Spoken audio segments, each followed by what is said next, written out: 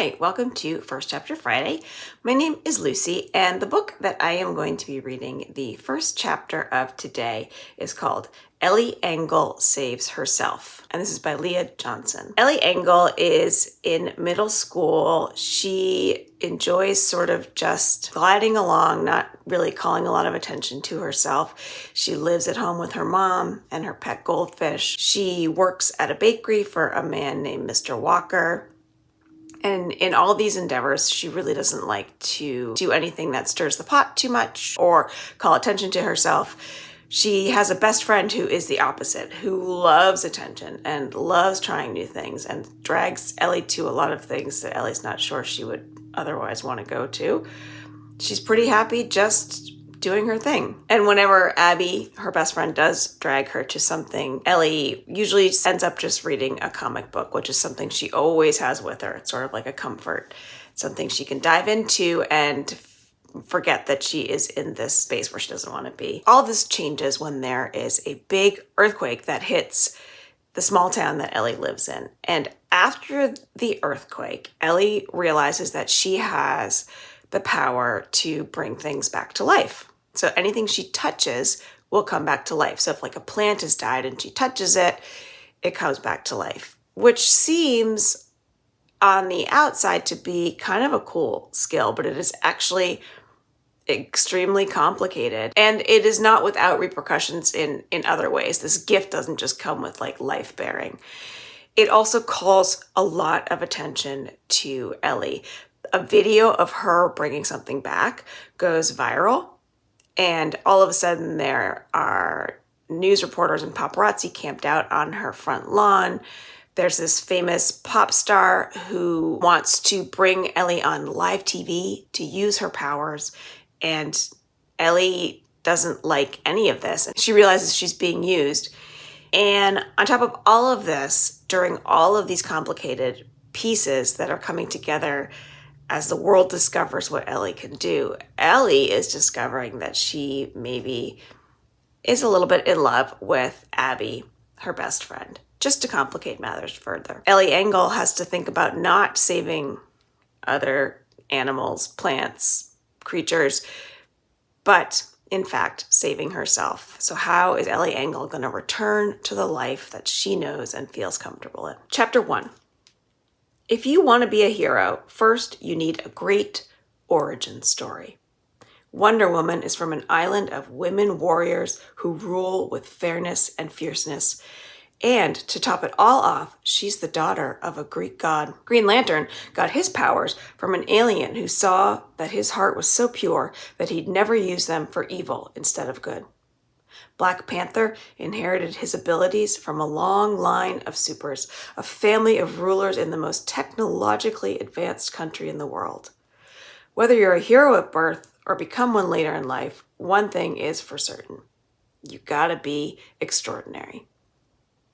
But real life isn't anything like comic books because nothing in this town is extraordinary, especially not me. New comic? Abby hikes her duffel bag higher on her shoulder and falls into step next to me. I always meet her at her gym after Sunday morning gymnastics practices. 1, because I love hanging out with my best friend, but 2, because it's not like I have anything else to do. My mom is working like she does most weekends, and the house was too quiet and empty for me. So I grabbed a couple of my comic books and headed down to the Rising Phoenix Gymnastics Center to sit on the bench out front and wait for Abby to get done doing the impossible flips and tricks that sent her crashing into me in the first place. We met in kindergarten at recess. The Ortegas had just moved in next door, but we'd never spoken. And Abby and I weren't in the same class, so I'd never seen her before. Then one day, she was showing off on the playground, trying to remind everyone that she is the kind of nature-defying human that you can barely believe exists until you see her flying through the air. She overdid it on her back tuck, and I underdid it on my attempt to move out of the way. We've been stuck together ever since. Yeah, the new Nubia, I say now, looking down at the cover with a smile. I love all comic books, but Nubia is special. There aren't many heroes out there who look like me, and definitely not ones who have more strength than freaking Superman.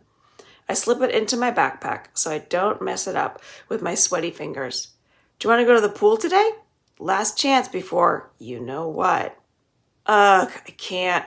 Mommy's taking me to get my nails done. You know how she is. Wants to do some back-to-school bonding or whatever. Abby's wearing a pair of jean shorts over her leotard, which makes her brown legs look longer than they are. She starts fiddling with her slicked-back bun until her dark brown hair hangs around her shoulders. Sleepover tonight, though? Obviously. I try not to smile too hard at the thought of our annual back-to-school sleepover. I have some nervous flutters about starting a new school tomorrow, for sure, but I can't even focus on that right now. All I can focus on is knowing that I'll get to stay up giggling and complaining and talking about schedules with Abby. We haven't gotten to spend as much time together since her training schedule picked up this summer, and I miss it. I miss her. Obviously, she does a bad imitation of my voice, and I laugh. Well, okay, Captain Obvious. Oh my God, I almost forgot. You'll never believe what Bethany Thomas did today. She goes on and on about her rival from her team landing a trick Abby can't do yet, and I half pay attention to her and half look at everybody around us. We walk past the familiar strip of businesses on Main. I wave at Mr. Walker, who's sweeping the sidewalk in front of his bakery, Patty Cakes, wearing winter gloves like he always does, even though it's summer. Miss French is trying and failing to get her mean dog Goon to do a trick in the fenced-in dog park next door for the 500th time in as many days. Maisie and Marley Keeler are posing and taking pictures against a white brick wall for the wedding dress boutique to post on Instagram, part of their endless campaign to become twinfluencers. We went to sleepaway camp with Maisie and Marley last year, and all four of us shared a bunk, so I know them. But they only say, "Hi, Abby," in unison as we walk by, like I'm not even there. It used to bother me, people noticing Abby and not me, but not anymore. I like how calm it is in her shadow. There's no pressure to be and do anything except what I want to be and do. This is just how it is. When things are predictable, my mom says, I could set my watch by it. And I kind of do set my non-existent watch by how reliable the people in this town and the things they do are. I like how much I can rely on this place to be overwhelmingly, exceedingly normal. It makes me feel less like a stranger in my own skin. It makes me feel less like there's something wrong with the fact that I'm just what I am. Unlike Abby, I like my life the way it is most of the time. I don't understand why I can't just, stop growing, she groans. She runs her hands over her sides and sighs. Coach Jillian says if I get much taller, I can pretty much kiss my dreams of vaulting in the junior nationals next year goodbye. I want to tell her that she's pretty much perfect as she is, that she's crazy powerful at any height and unfairly beautiful, whether she's got crust in her eyes from just waking up or she's flying through the air in a bedazzled swimsuit. Nothing could change that, not even the extra 1.5 inches of height she picked up over the summer. But I keep my mouth shut. Abby wants big things from her life, and what Abby wants, she gets. I really love that about her. Instead, I say, if anyone could tell their body to stop growing and their body actually listened, it would be you. Love you forever, bestie, she says, just like always. I don't even have to think about my answer before it's coming out of my mouth. I've said it so many times, forever and 2 days. She wraps an arm around my shoulder and smiles her huge smile, the one I usually only see when she sticks the landing on a dismount in competition. When I said I'm not extraordinary before, I guess I lied a little bit. When my best friend looks at me like that, like she only looks when she's doing the thing she loves most in the world, I can make myself believe I'm a little spectacular, because I'd have to be to earn that smile from Abby Ortega. And that is the end of chapter 1 of Ellie Engle Saves Herself, where Ellie is introduced to us and we see how she enjoys living in Abby's shadow. Pretty soon, that is about to change for her. And after all she goes through in this book, what Ellie ultimately has to learn is what it really does mean to be a hero and how you can be a hero for yourself and for other people in small ways and big ways, sometimes in ways that might look like the characters in comic books and some ways that might look like someone living in a small town like Ellie. I highly recommend Ellie Engle Saves Herself by Leah Johnson. Thanks for joining me.